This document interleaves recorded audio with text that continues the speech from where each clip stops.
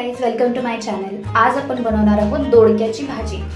2.5 kilo दोडका आपण साफ करून बारीक चिरून घेतलेला आहे। 1 वाटी चण्याची डाळ आपल्याला भिजवून ठेवायची आहे 10 मिनिटं तरी।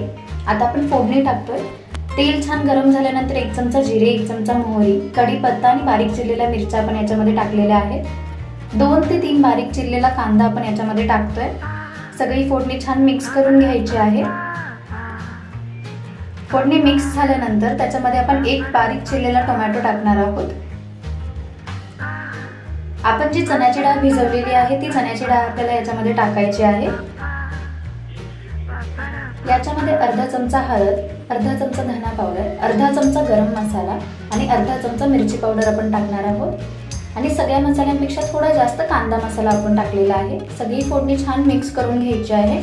फोडणी छान मिक्स करून झाल्यानंतर बारीक चिरलेला दोडका आपण याच्यामध्ये टाकणार आहोत। सर्व भाजी मिक्स करून घ्यायची आहे आणि 20 ते 25 मिनिटांसाठी झाकून ठेवायची आहे। 20 ते 25 मिनिटांनी आपली भाजी अशा पद्धतीने तयार झालेली आहे। यामध्ये तुम्ही शेंगदाण्याचा बारीक कूट टाकू शकता।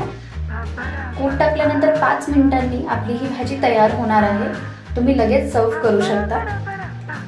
दोडक्याच्या भाजीची ही रेसिपी तुम्हाला आवडली असेल तर नक्की ट्राय करा। Thank you so much.